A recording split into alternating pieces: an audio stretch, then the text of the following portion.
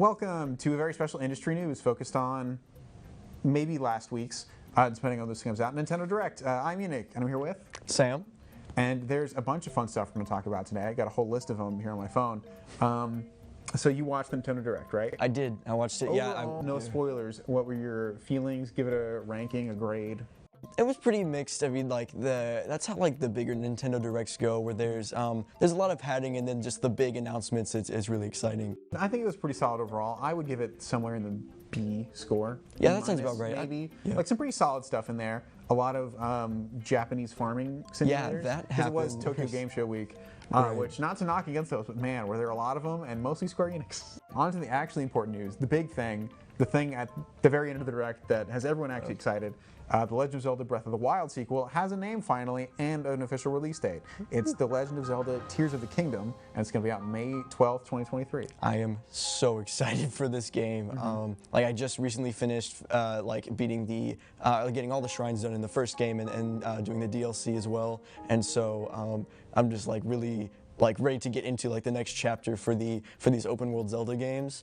The next thing that I'm most excited about, everything else is in a similar tier of like, that's cool if you're into it, and a thing that is cool because I'm into it, is Pikmin 4 is going to come out next year. Yeah. No other real details about that. They've been saying that they've been working on Pikmin 4 forever. It was announced a long time ago, but it was sort of re-revealed. They were like, we did it, we weren't lying. We did make Pikmin 4, it's coming out later. Next, another big thing, a new Fire Emblem, a new mainline Fire Emblem game, and Fire Emblem Engage was announced, and that's coming out January 20th of next year, so not too long to wait for that.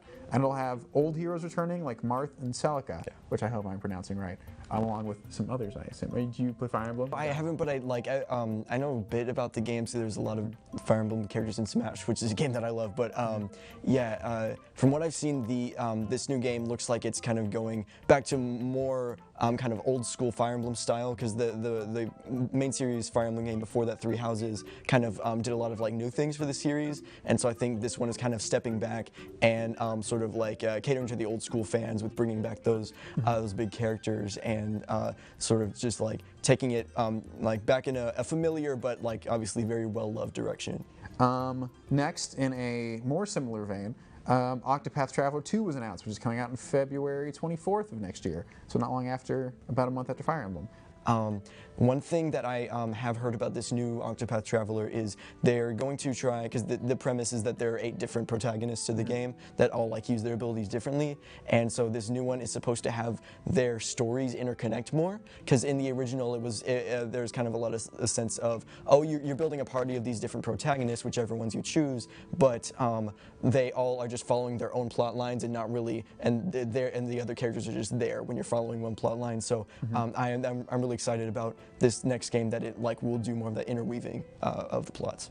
An important thing for this show, kind of, I mean, loosely, if you know anything about Video Game Live history, which you probably don't, but I do, which is that GoldenEye is coming to Switch, and will have exclusive online multiplayer on Switch. It's also coming to Xbox, I believe, on Game Pass. But you can only do local multiplayer there, and you can play online only if you own it on Switch with like the N64 expansion pack that they're doing. Fun fact, to make sense of the Video Game Hour Live history thing, the show started as GoldenEye Hour Live. They just played GoldenEye. Just the one game, wow. They just played GoldenEye, and then someone eventually realized maybe it'd be better if it was about all video games. Yeah. They could get a lot more out of it. That's true. Lastly, for the Nintendo Direct, Crisis Core Final Fantasy VII Reunion releases on December 13th of this year. They've been calling it a remaster of the PSP game. It looks like it falls in line with the 7 remake, and I think it does tie into that story. I think it's fully like part of the saga they're telling with their multi-part 7 remake thing. I know people are really excited about the protagonist Zack in this thing. People love him a lot, from what I hear. We'll see when the game comes out. I think it looks good. Final Fantasy VII Remake is a really good game. Yeah. I think there was other random smaller things scattered throughout that were cool and that do deserve to be played, but this is a brief news segment in a longer show. Yeah. So that's about all we have time for in this industry news segment. I think we can both say with a bullet, Legend of Zelda sequel is the most exciting thing to come out of this.